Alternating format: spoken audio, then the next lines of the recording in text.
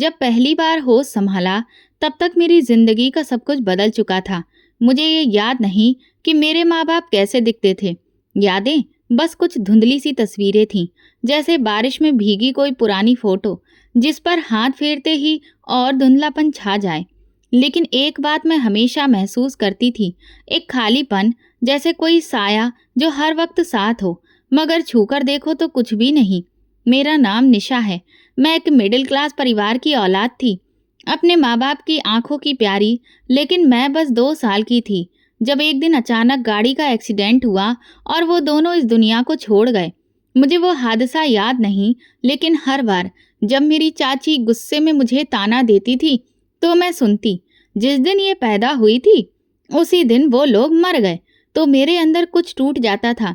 2 साल की उम्र में माँ बाप को खो देना क्या होता है, ये समझ नहीं आता था। हर चेहरा अजनबी लगता था, हर दिन एक नई मुसीबत जैसा लगता था। मेरी चाची की आवाज़ आज भी कानों में गूंजती है, वो आवाज़ जो कभी भी माँ की लोरी जैसी नहीं थी। अरे ये लड़की है या मुसीबत, सुबह उठते ही ठन ठन करती रहती है। मेरी चाची के लिए मैं हमेशा एक बोझ थी। चाचा ने कभी कुछ नहीं कहा, कभी भी प्यार से सर पर हाथ नहीं रखा। शायद उनके अंदर कोई कमजोरी थी, या शायद वो मेरी चाची से डरते थे। मेरी अपनी माँ की कोई खास रिश्तेदार नहीं थी, वो पहले ही अनाथ थी। पापा के भी सगे भाई बहन नहीं थे, बस एक सौतेला भाई था, यानी मेरे चाचा। वही मुझे अपने साथ ले आए थे। लेकिन वो घर, वो छत जो एक अनाथ के लिए सहारा होनी चाहिए थी, मेरे लिए एक कैद बन गई। पहले दिन जब मैं उस घर में दाखिल हुई तो मेरी चाची ने मेरे हाथ से गुड़िया छीनकर उसे जोर से फर्श पर फेंक दिया। ये खेलने के दिन नहीं हैं तुम्हारे, अब काम करना सीखो। मैं बुरी तरह से डर गई थी। गुड़िया के साथ जैसे मेरा भी दिल टूट गया था। मुझे समझ नहीं आता था कि मैं किस गुनाह की सजा भुगत रही हूँ। चाची रोज नया काम देती, कभी झाड़ू कभी बर्तन। अगर गलती हो जाती तो जूते पड़ते, गालियां भी सुननी पड़ती, और वो शब्द जो मेरी छोटी उम्र के लिए जहर से कम नहीं थे। देख, यही वजह है, तभी तो मैं कहती हूँ इसे मत लाओ घर, कल को न जाने क्या मुसीबत बन जाएगी। चाचा कभी कुछ कहने की कोशिश करते तो चाची ऊंची आवाज कर देती, तुम्हें तो वैसे भी मुझसे दिक्कत है, क्या मैं किसी की भलाई कर रही हूँ? तुम्हारे भाई की निशानी होगी ये लड़की, लेकिन मेरे लिए तो बस एक खर्चा है। मैं चुपचाप रोती रहती थी, कभी किसी कोने में, कभी रजाई के अंदर, जहाँ कोई सुन न सके। मेरा दिल चाहता कि माँ आ जाए, मुझे गोद में उठाए, मेरी गुड़िया वापस कर ले, लेकिन वो तो किसी और ही दुनिया में चली गई थी।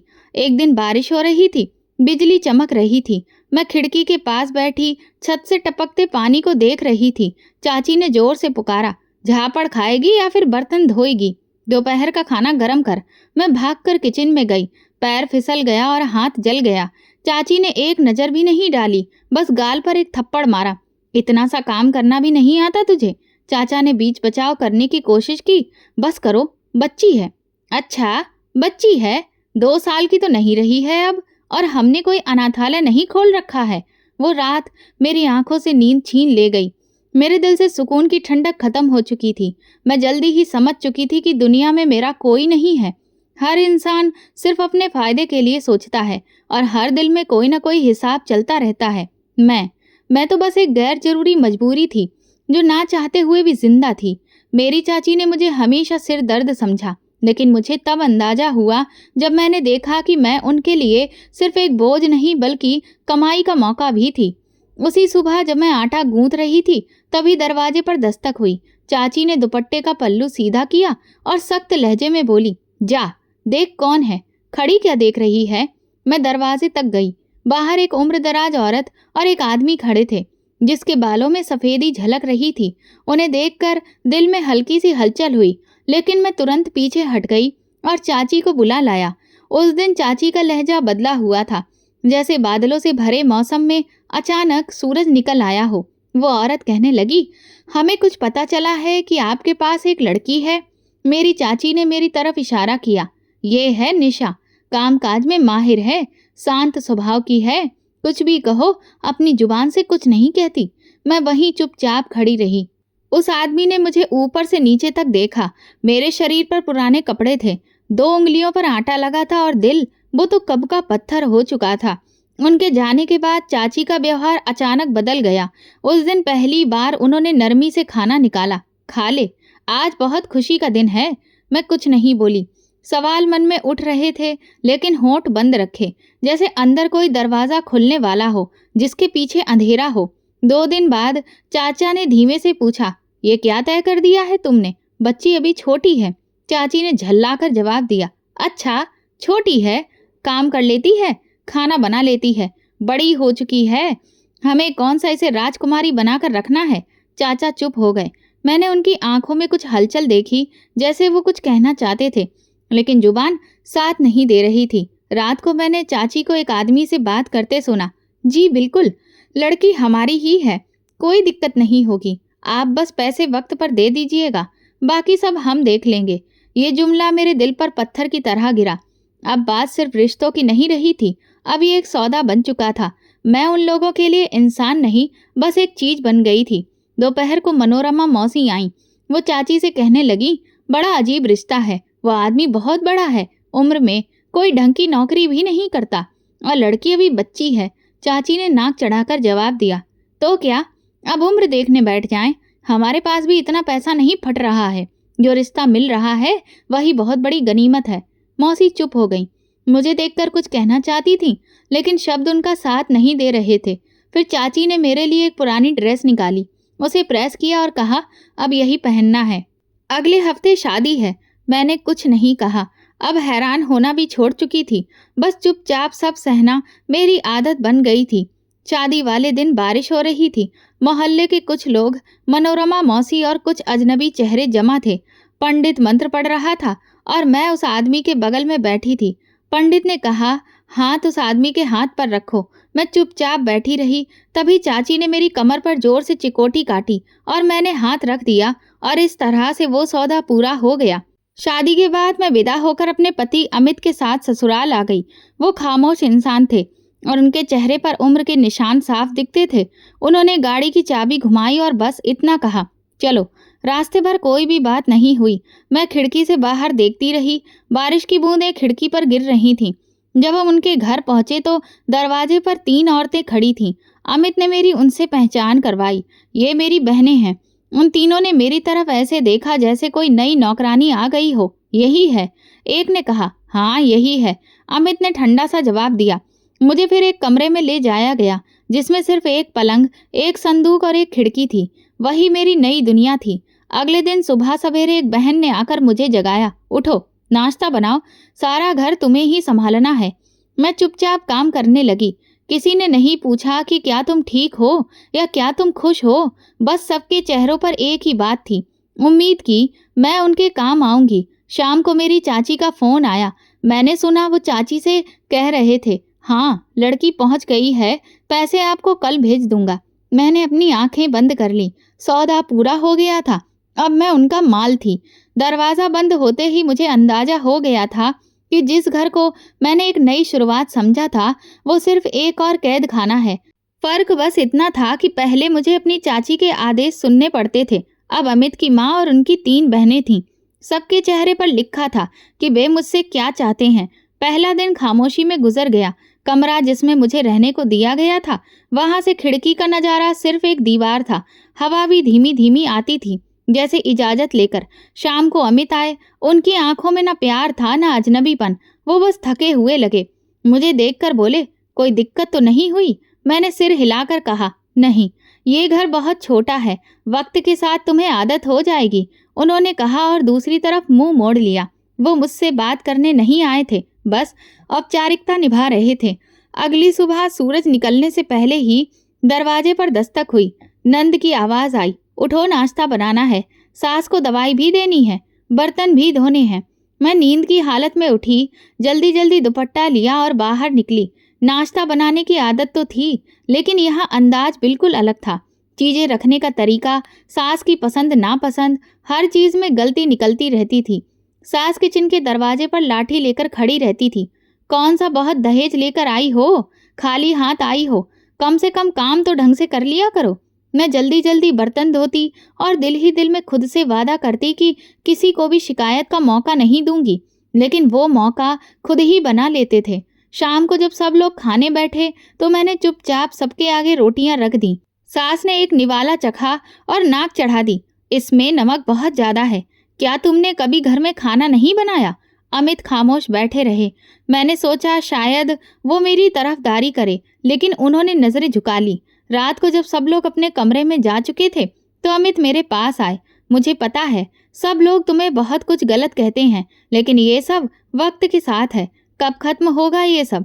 अब ये तो वक्त पर ही डिपेंड करता है। मेरे मुंह से कुछ नहीं निकला। देखो, मेरी माँ बीमार है और बहनें जवान हैं। सारी जिम्मेदारी मेरे सर पर है। बस थोड़ा सा वक्त और। मैं जानती थी कि वक्त कभी नहीं बदलेगा, ये सब ऐसा ही रहेगा। अगले दिन सास ने मुझे बाजार भेजा। आलू, प्याज, धनिया सब ले आना और वापसी में दवा भी लाना। पैसा बचाकर खर्च करना। हम कोई बहुत अमीर नहीं हैं। बाजार जाना कुछ देर की आज़ादी जैसा लगा, लेकिन वापस आते ही वही ताने, इतना सारा खर्च क्यों कर दिया? छोटी छोटी चीज़ भी संभाल नहीं सकती हो? मैंने उन्हें हिसाब दिया, रसीद भी दिखाई, लेकिन उन पर कोई फर्क नहीं पड़ा। वक्त गुजरने लगा, दिन, हफ्ते, महीने। मैं घर का हर कोना जान गई थी। हर आवाज़ का मतलब समझने लगी थी। कब मेरी नंद ताने देगी, कब सास बेमन से बोल देगी, कब कोई मेरी शिकायत करेगा, सब समझ में आने लगा था। मैं कभी कभी सोचती थी कि अगर मैं वाकई इस घर की बहू थी तो क्या कभी किसी ने मुझे दिल से अपनाया था, कभी आशीर्वाद दिया था, या ये सब कुछ मेरा हिस्सा ही नहीं था। कमरे में एक अलमारी खाली थी जिसमें एक पुरानी गुड़िया रखी थी जो बचपन में टूट गई थी।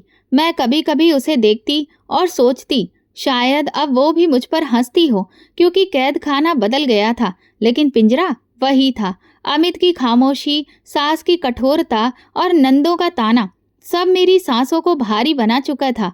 लेकिन फिर भी मुझे जीना था, क्योंकि कहानी अभी खत्म नहीं हुई थी। वो दिन हमेशा की तरह ही शुरू हुआ। नाश्ता बनाना, झाड़ू लगाना, पानी भरना और फिर बर्तनों की भीड़ में खड़े हो जाना। सब कुछ जैसे हर दिन होता था, लेकिन दोपहर होते ही सास की तबीयत अचानक बिगड़ गई। वो बैठे बैठे कांपने लगी। हाथ से चाय का कप गिर गया और चेहरे का रंग सफेद पड़ गया। मेरी नंदों की आवाजें गूंजने लगीं। माँ को क्या हो रहा है? कोई दवा दो, जल्दी कुछ करो। मैं किचन से दौड़कर आई। सास सोफे पर हल्की बेहोश पड़ी थी। अमित ऑफिस जा चुके थे। मैंने एक पल गवाए बिना पास से ही पर्स उठाया और नंदों के साथ मिलकर सास को अस्पताल पहुंचाया। अस्पताल पहुंचकर मुझे यह एहसास हुआ कि अगर इस घर में वाकई कोई कीमती था तो वो मेरी सास थी। हर एक की सांस जैसे रुक गई थी, क्योंकि उनके बीमार पड़ते ही घर की हालत पूरी तरह लड़खड़ा गई थी। डॉक्टर ने उनका चेकअप किया, कुछ टेस्ट लिखे और दवा भी दी और फिर सलाह दी, इन्हें तुरंत एडमिट करवाओ। लेकिन एडमिट करवाने के लिए पैसे चाहिए थे। मैंने अमित को फ़ोन किया। माँ जी की हालत खराब हो गई है, वो अस्पताल में हैं, पैसों की बहुत ज़रूरत है। अमित की आवाज़ थकी हुई थी। मेरे पास तो कुछ भी नहीं है। मैं ऑफिस से छुट्टी लेता हूँ, कुछ करता हूँ। थोड़ी देर में वो पहुँच गए। उनके चेहरे पर फिक्र थी, लेकिन हाथ खाली थे। अमित जहाँ चौकीदारी करते थे वहाँ पर लोन की सुविधा थी, लेकिन उसका कोई फायदा नहीं हुआ। हम माँ जी को वापस घर ले आए। दवा चलती रही, लेकिन सास की हालत दिन ब दिन बिगड़ने लगी। नंदे परेशान थीं। हर पल उनकी आवाज़ में डर था। अगर माँ को कुछ हो गया तो हम कहाँ जाएंगे? एक रात अमित मेरे पास बैठे थे। मैं मेज पर उनके लिए चाय रख रही थी कि उन्होंने कहा, तुमने बहुत हिम्मत दिखाई है। भगवान का धन्यवाद कि तुम साथ में थी। मैंने कहा, यह मेरा फर्ज था। मैंने सर झुका लिया। बस काश मेरे पास कुछ होता जिससे मैं माँ को बचा लेती। कुछ दिनों के बाद सास चल बसी। घर का माहौल अजीब सा हो गया, लेकिन कुछ वक्त के बाद वो खामोशी किसी और चीज़ में बदल गई। माँ के गुजर जाने के बाद नंदों की नज़रें बदल गईं। जहाँ पहले वो अपनी माँ के साए में छिपी हुई थी, अब वो खुद को अकेला महसूस करने लगी। उनकी उम्र बढ़ती जा रही थी और कोई रिश्ता भी नहीं रह गया था। अमित का व्यवहार भी बदल गया था।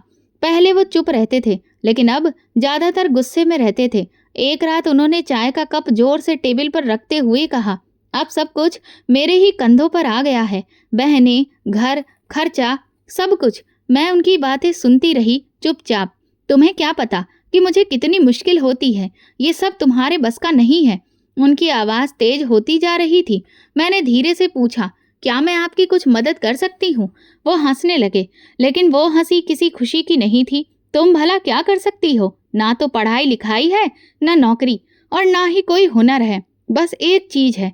मैंने उनके चेहरे की तरफ देखा। उनकी आंखों में एक अजीब सी चमक थी जो पहले कभी नहीं देखी थी। क्या मतलब है आपका?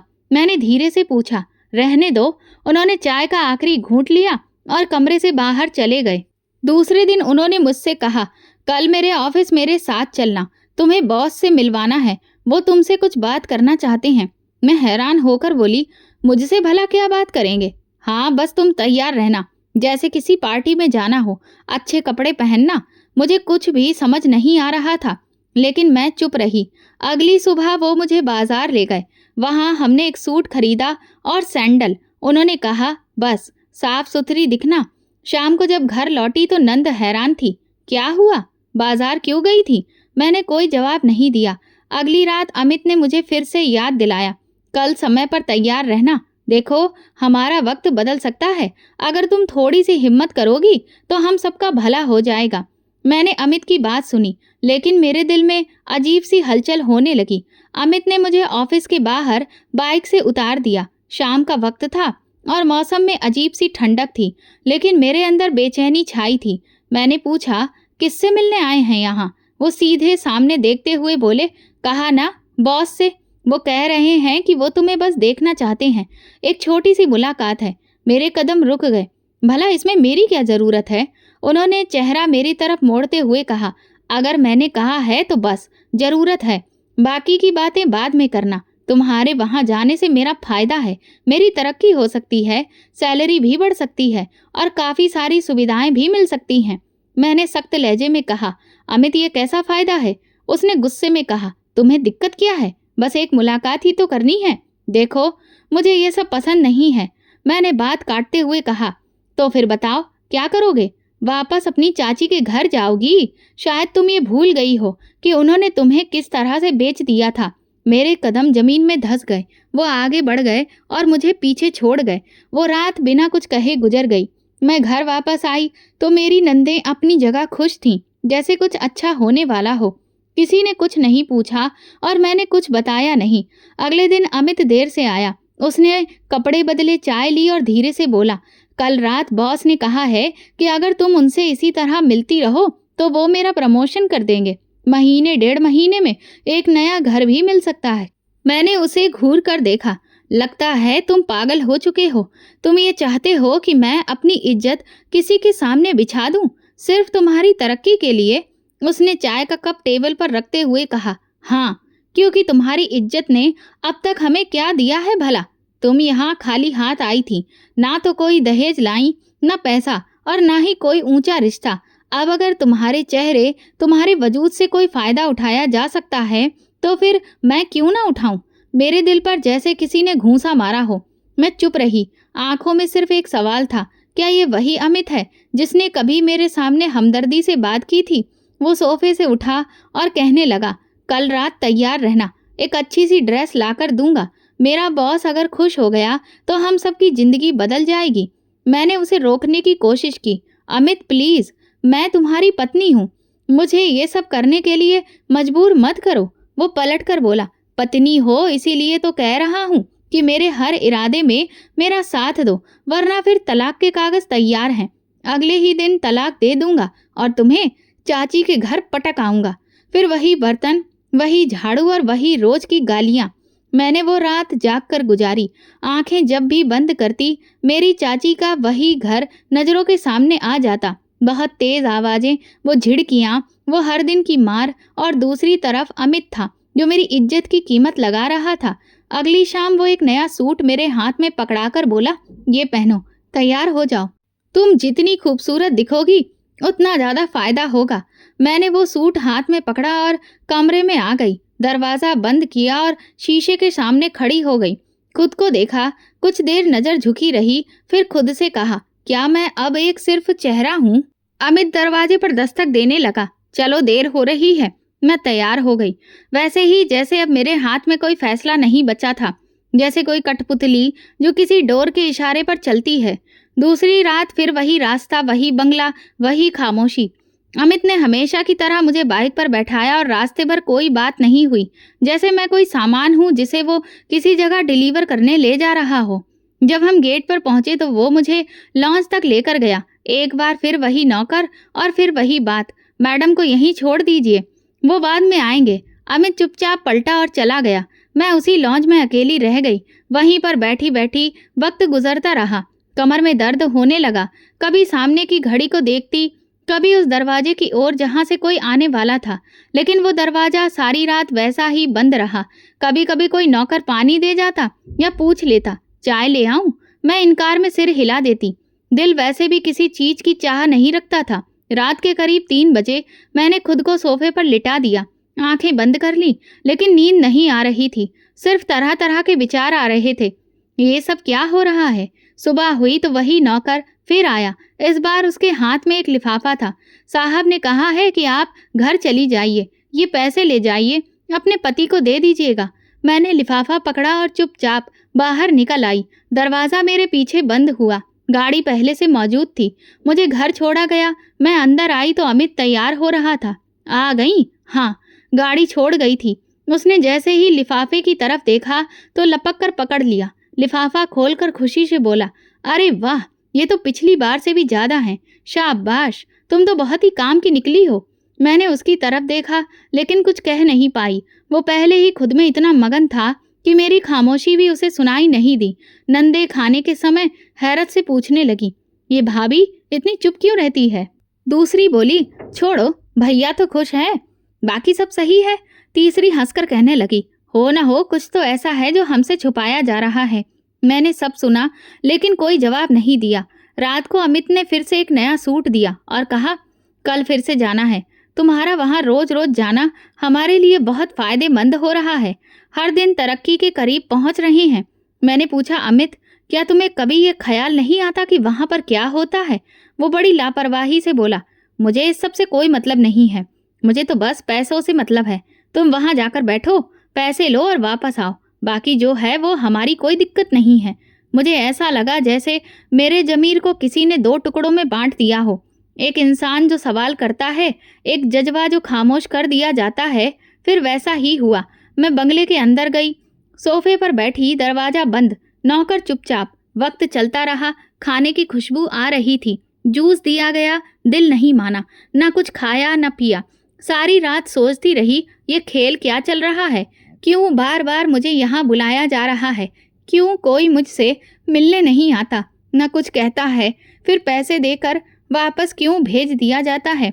सुबह वही नौकर आया, हाथ में लिफाफा था। सर ने कहा है कि आपको गाड़ी छोड़ आएगी, अकेली मत जाइएगा। रास्ते में गाड़ी के शीशे से बाहर देखते हुए मैं सोच रही थी, क्या ये सजा है या फिर इस सब के पीछे कोई और मकसद है? अगर मकसद सिर्फ शरीर होता तो अब तक बहुत कुछ हो चुका होता, लेकिन ये सब बिना किसी आवाज के, बिना किसी हरकत के और बिना किसी मकसद के आखिर है क्या? घर पहुंची तो आज फिर अमित खुशी खुशी लिफाफा खोल रहा था। बहुत बढ़िया, अब तो हम नया फ्रिज भी खरीद सकते हैं और वॉशिंग मशीन भी। और अगर सब कुछ ऐसा ही चलता रहा ना तो 1 साल में सब बदल जाएगा। मैंने उससे पूछा, कभी सोचा है कि अगर वो चाहे तो हो सकता है मुझे वापस ही ना भेजें? अरे, वो इतने समझदार हैं कि अच्छे से जानते हैं कि तुम तभी कीमती हो जब तुम यहाँ वापस आ जाती हो, इसीलिए तो भेज देते हैं। और उसकी बात मेरे अंदर जैसे खंजर बनकर लगी। अब मैं सिर्फ फायदा देने वाली एक औरत रह गई थी। अमित की नज़र में इज्जत वो चीज़ थी जो पैसों में बदली जा सकती थी। चौथी रात मैं उस बंगले में नहीं गई, बल्कि मैंने फैसला कर लिया था, अब और तमाशा नहीं जीना है। सुबह उठी, दुपट्टा लपेटा और चुपचाप दरवाजे से निकल पड़ी। मेरी नंदें अभी भी सो रही थीं और अमित ऑफिस के लिए निकल चुका था। मैंने किसी से कुछ नहीं कहा। धीरे धीरे रास्ता तय किया। मेरी उंगलियां अपने दुपट्टे को कसकर पकड़े हुए थीं, जैसे अंदर की घबराहट को छुपाने की कोशिश कर रही थीं। रास्ता वही था जो हर बार अमित के साथ तय किया था, लेकिन आज पहली बार अकेली जा रही थी।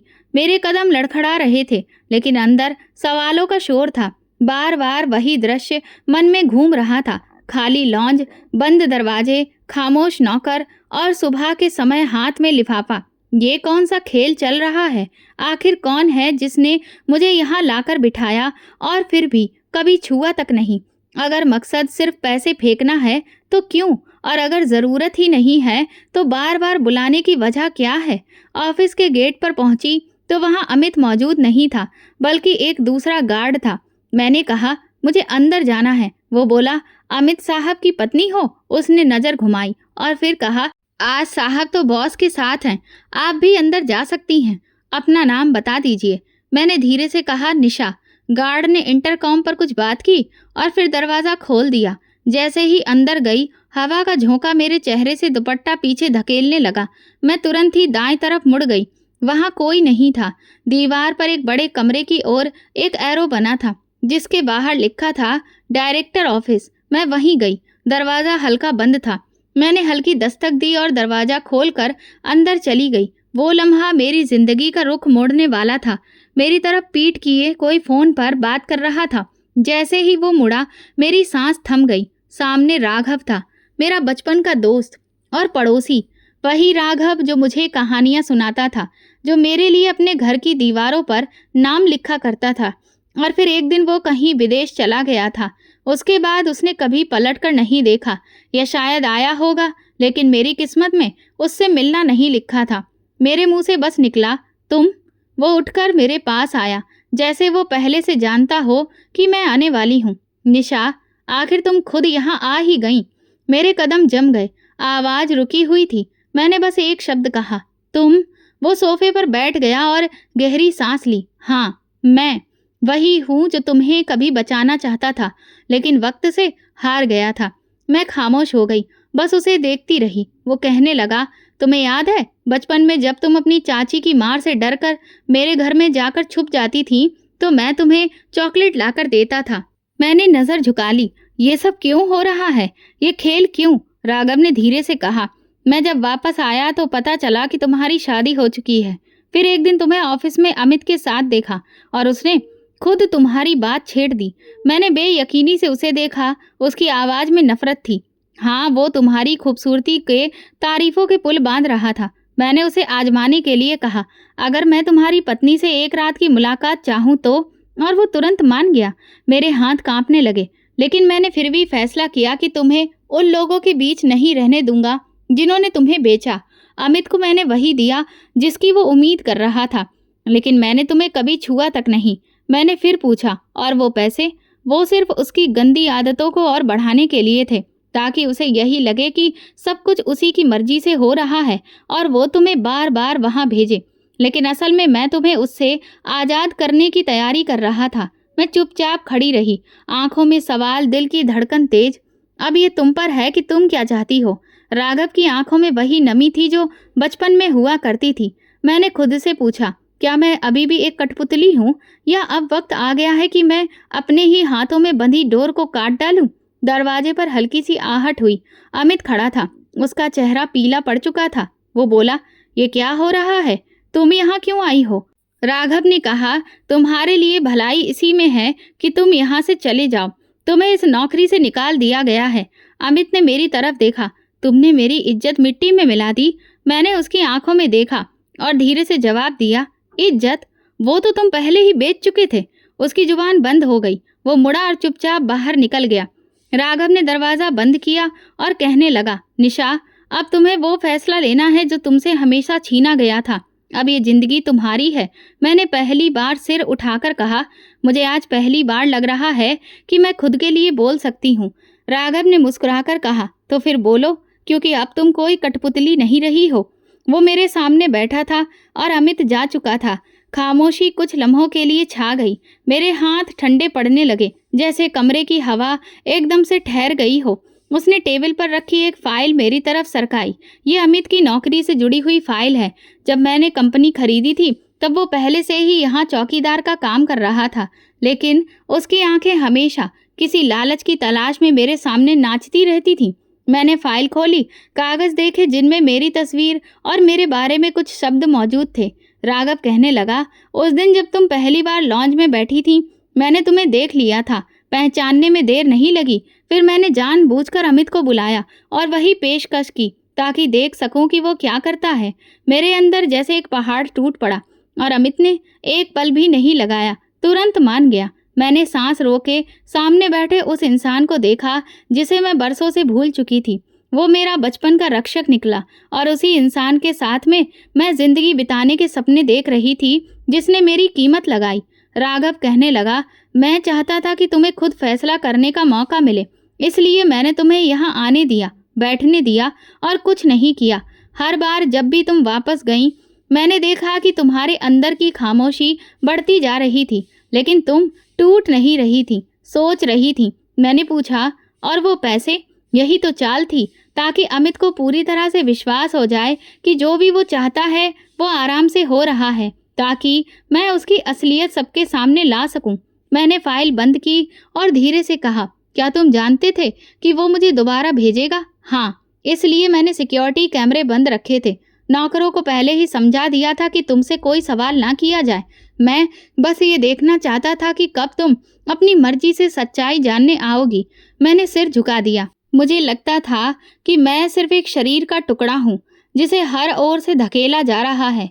राघव ने मेरी बात काटते हुए कहा, लेकिन अब तुम अपने फैसलों की खुद मालिक हो।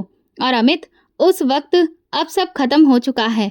उसने तुरंत फोन उठाया। मैनेजर से कहा, अमित को नौकरी से तुरंत निकाल दिया जाए, लेटर तैयार करो और गेट पर उसका आना जाना बंद किया जाए। फिर मेरी तरफ देखकर बोला, किसी के साथ जुल्म देखकर चुप रहना भी एक तरह का जुल्म है, और खामोशी से सहना खुद पर जुल्म, और तुमने दोनों खत्म कर दिए। मैं उठकर खिड़की के पास गई। नीचे लॉन में अमित किसी से बहस कर रहा था। अचानक 2 गार्ड उसके पास आए और उसके हाथ से आईडी कार्ड ले लिया। वो जोर जोर से कुछ कह रहा था, शायद अंदर आने की इजाजत मांग रहा था। फिर उसने ऊपर देखा, खिड़की की तरफ। मैं वहीं खड़ी थी। वो पल ठहर गया।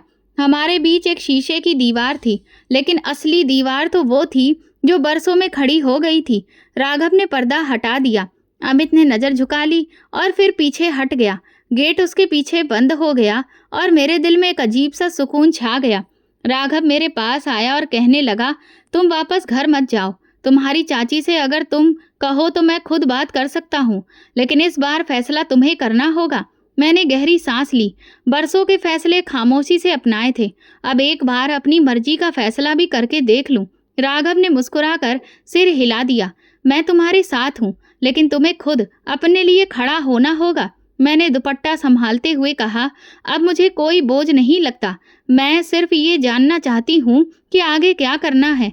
राघव कहने लगा, आगे तुम्हें सिर्फ अपनी मर्जी से जीना है। जो तुमसे छीना गया था उसे लौटाना मेरी जिम्मेदारी है, लेकिन उसकी सुरक्षा तुम्हारी। वक्त धीरे धीरे बता रहा था कि अब खेल पूरी तरह से पलट चुका है। मेरे हाथों में बंधी डोर टूट चुकी थी और अब मैं किसी की कठपुतली नहीं रही।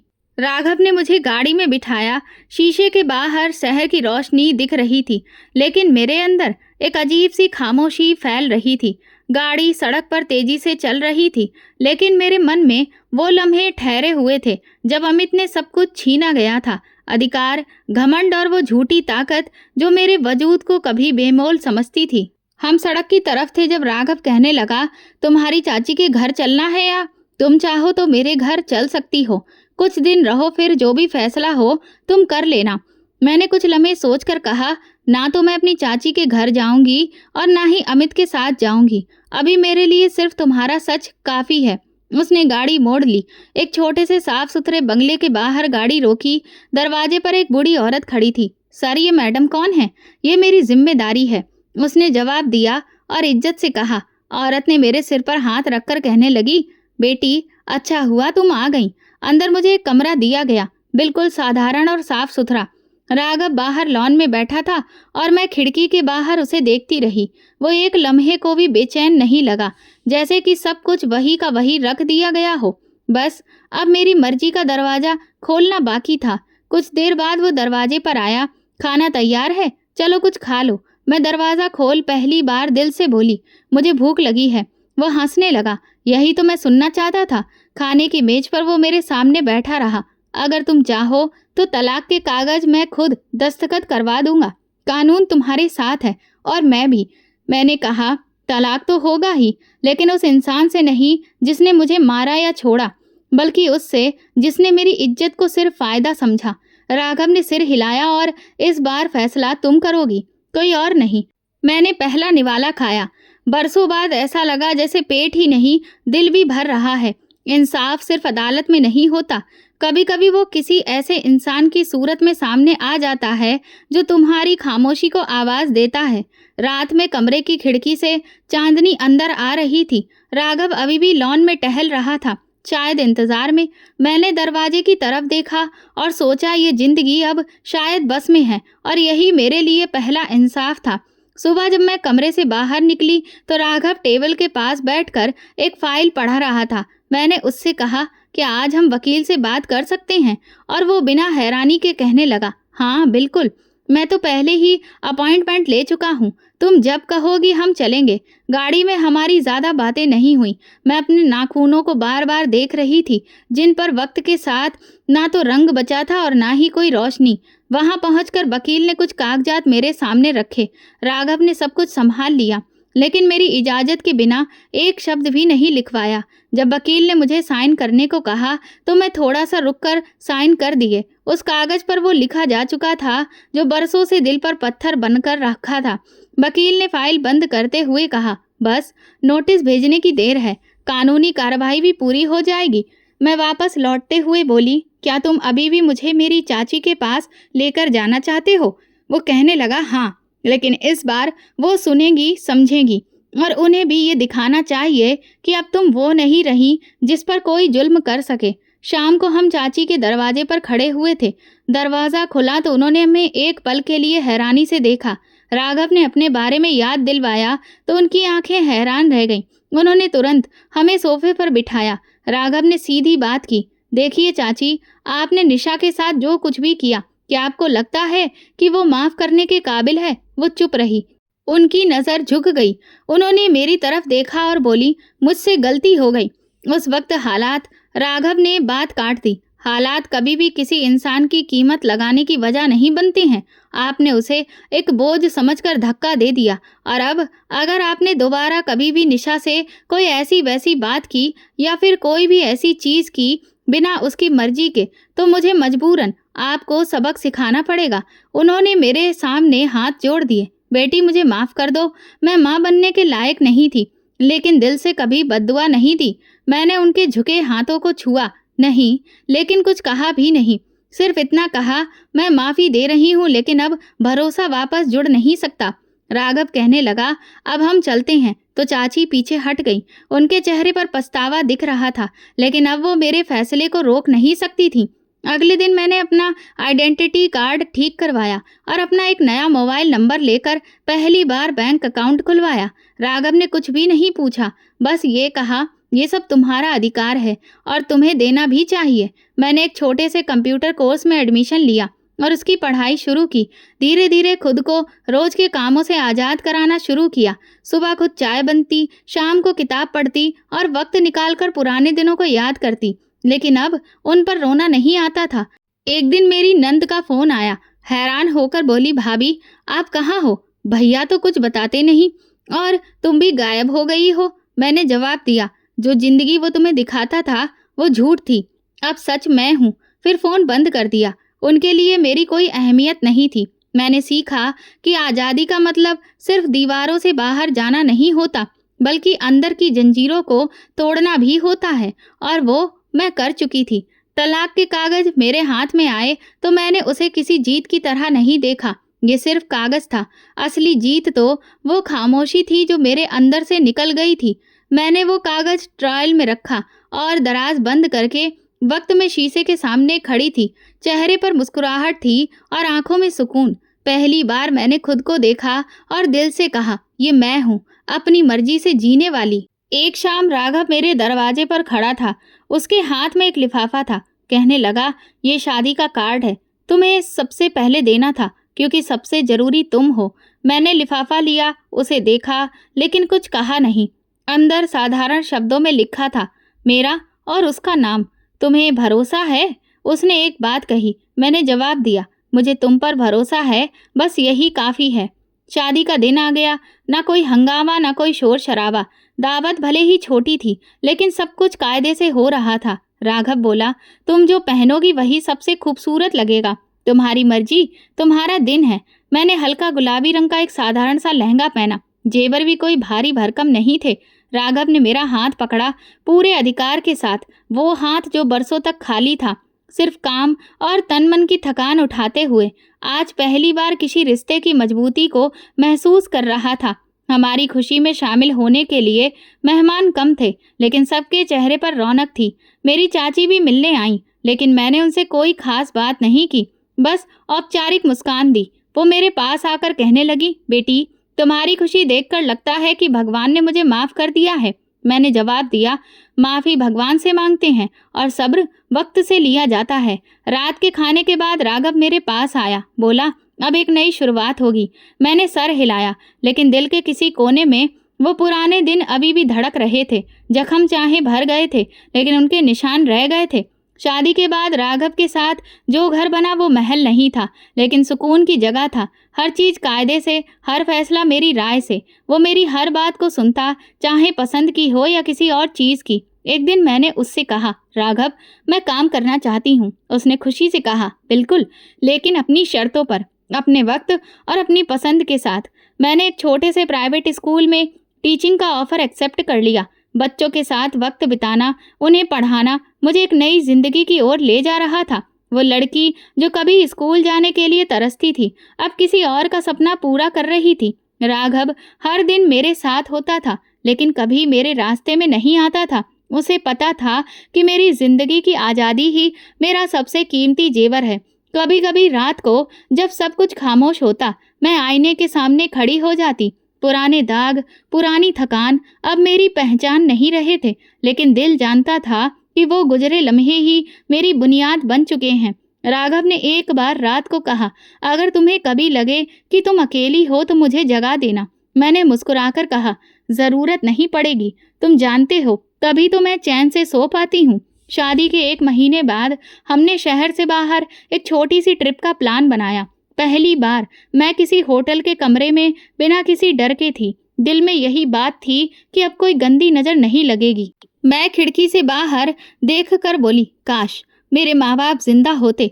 राघव बोला, अगर वो होते तो शायद तुम्हारी शादी वो खुद मुझसे कराते। मैं हमेशा तुम्हारे काबिल बनने की कोशिश करता रहा हूँ। मैंने पूछा, और अगर वो नहीं मानते तो? वो हंसते हुए बोला, तो मैं सारी उम्र तुम्हें बचपन की कहानियां सुनाता रहता, बस तुम्हारे पास रहने का कोई ना कोई बहाना बना लेता। हम दोनों हंस पड़े। जिंदगी का पन्ना तेजी से आगे बढ़ रहा था। पुरानी किताब बंद हो चुकी थी, लेकिन उसके शब्द मेरी सोच का हिस्सा बन चुके थे। ये नया रिश्ता, नया सफर मेरे फैसले से शुरू हुआ था, और यही मेरी सबसे बड़ी जीत थी। राघव ऑफिस के काम से दिल्ली गया हुआ था। मैं घर में थी। दोपहर के समय स्कूल के बच्चों के प्रोजेक्ट्स पर काम कर रही थी, जब फोन बजा। एक अनजान नंबर था। हेलो निशा, मैं अमित की बड़ी बहन बोल रही हूँ। एक पल को सब कुछ जम गया। आवाज पहचानी, लेकिन उसके पीछे जो चेहरा था वो धुंधला पड़ चुका था। जी, सब ठीक है, मैंने साधारण सा जवाब दिया। अमित का एक्सीडेंट हो गया है। उसके हाथ पैर पूरी तरह से बेकार हो चुके हैं और जुबान भी अब ठीक से नहीं चल पाती। कुछ दिन तक वो अस्पताल में रहा, लेकिन अब घर पर है। मैंने सोचा तुम्हें बता दूं, आखिर तुम उसकी पत्नी रही हो, अगर चाहो तो आकर देख सकती हो। मैं थोड़ी देर चुप रही, फिर कहा, मैं उसके लिए बस प्रार्थना कर सकती हूँ दीदी। उसे देखना परखना अब मेरे अधिकार में नहीं रहा। उन्होंने कुछ देर बात की, बोली, हम खुद भी बहुत थक चुके हैं। वो हर वक्त तुम्हारा नाम लेता है, कभी माफी मांगता है, कभी आंखों में आंसू आ जाते हैं। शायद वो पछता रहा है। मैंने बात काट दी। पछतावा तभी सही लगता है जब उसकी कोई कीमत अदा की जाए, और मैं अपनी कीमत बहुत पहले चुका चुकी हूँ। अब कुछ भी वापस नहीं हो सकता। फोन बंद हो गया। खामोशी छा गई। मैंने खुद को संभाला और टेबल पर रखे प्रोजेक्ट्स में खुद को बिजी कर लिया, जैसे कुछ हुआ ही नहीं। शाम को राघव का कॉल आया। दिन कैसा गुजरा? मैंने बताया, मेरी बड़ी नंद का फोन आया था। अमित का भयंकर एक्सीडेंट हुआ है, जिसमें उसके हाथ पैर जवाब दे चुके हैं। शायद सजा वहीं से मिली है जहां से उसने गलत शुरुआत की थी। राघव ने कहा, उसने जैसा किया वैसा ही भुगता। तुम अगर चाहो तो उसे देखने जा सकती हो, लेकिन ये तुम्हारी मर्जी है। मुझे तो लगता है अब वहां जाने की कोई ज़रूरत नहीं है। मुझे अब सिर्फ अपने आप से वफादारी निभानी है। अतीत की सजा या माफ़ी से अब कोई मतलब नहीं। अगले दिन स्कूल में बच्चों के साथ काम करते हुए मैंने देखा कि एक लड़की बार बार अपनी कॉपी में कुछ मिटा रही थी। क्या हुआ बेटा? मैडम, मैं बार बार गलत लिख रही हूँ। तो फिर पन्ना फाड़कर नया शुरू करो। बार बार मिटाने से वक्त भी बर्बाद होता है और निशान भी रह जाते हैं। ये कहते हुए मेरे अपने शब्द मेरे दिल में उतर गए। अमित के साथ मेरा जो रिश्ता था वो बार बार मिटाने के काबिल नहीं था। वो पन्ना तो अब फाड़कर अलग किया जा चुका था। उसी रात राघव वापस आया। खाना खाने के बाद मैंने उसे सब कुछ ठीक से बताया। तुम जानते हो, मैंने कहा, मुझे अब तरस नहीं आता, सिर्फ हैरानी होती है। जो इंसान दूसरों की जिंदगी की कीमत लगाकर उन्हें अपने हिसाब से चलाता है, उसे खुद की सांसें भी किस्तों में मिलती हैं। यही फर्क है इज्जत देने में और इज्जत खरीदने में। तुमने सब्र से काम लिया और जिंदगी ने तुम्हें इंसाफ दिया है। राघव ने मेरा हाथ पकड़कर कहा। जब सब हाथ मुझे धक्का दे रहे थे तब तुमने मेरा हाथ थाम लिया। अगले दिन स्कूल में प्रोग्राम था। बच्चों के पेरेंट्स भी आए हुए थे। जब मैं स्टेज पर पहुंची तो एक पल को ऐसा लगा जैसे मेरी आवाज़ छिन जाएगी या फिर आज़ाद हो जाएगी। अगर किसी ने आपको इज्जत ना दी हो तो अपनी इज्जत को खुद उस मुकाम तक पहुंचाइए। तालियां बजी। राघव भी पिछली कतार में बैठा था, सर हल्का झुका हुआ, चेहरे पर वही खामोश गर्व। रात को मैं चाय का कप हाथ में लिए छत पर बैठी आसमान देख रही थी। अमित का अंजाम, ना कोई खबर, ना कोई कहानी, वो अब सिर्फ एक मिसाल बन चुका था। राघव मेरे पास आया। कभी कभी अंजाम की खबर भी सुकून देती है ना? मैंने कहा हाँ, लेकिन उससे भी ज़्यादा सुकून इस बात में है कि अब मैं किसी के फैसले का नतीजा नहीं हूँ। हम दोनों छत पर बैठे रहे, हवा चलती रही और जिंदगी एक नई तरह से आगे बढ़ती रही। पुरानी गलियों में अब मेरे कदम नहीं जाते थे, लेकिन उसके निशान बाकी थे और वो निशान ये याद दिलाते थे कि अगर कोई इंसान चाहे तो अपने जख्मों से सीख कर सब कुछ संभाल सकता है। जैसा अमित ने किया वैसा ही उसे मिला और जैसा मैंने सब्र रखा उसका अंजाम मुझे सुकून के रूप में मिला और वही मेरा नसीब बन गया। इज्जत कभी भी दूसरों की मर्जी से नहीं, अपनी खुददारी से हासिल होती है। जो दूसरों को तकलीफ देता है, अंत में वही तकलीफ लौटकर उसके पास आती है। ये वीडियो केवल मनोरंजन के उद्देश्य से बनाया गया है। सभी पात्र काल्पनिक हैं। वास्तविक व्यक्तियों, जीवित या मृत, या वास्तविक घटनाओं से कोई समानता विशुद्ध रूप से संयोग है। किसी भी व्यक्ति, धर्म या जाति को ठेस पहुंचाने की मंशा नहीं है। तो दोस्तों, अगर आपको हमारी कहानी पसंद आई हो तो कमेंट करें, वीडियो को लाइक करें और ज़्यादा से ज़्यादा शेयर करें। चैनल पर नए हैं तो सब्सक्राइब करें और नोटिफिकेशन बेल दबाएं ताकि अगली अपडेट सबसे पहले आपको मिले। धन्यवाद।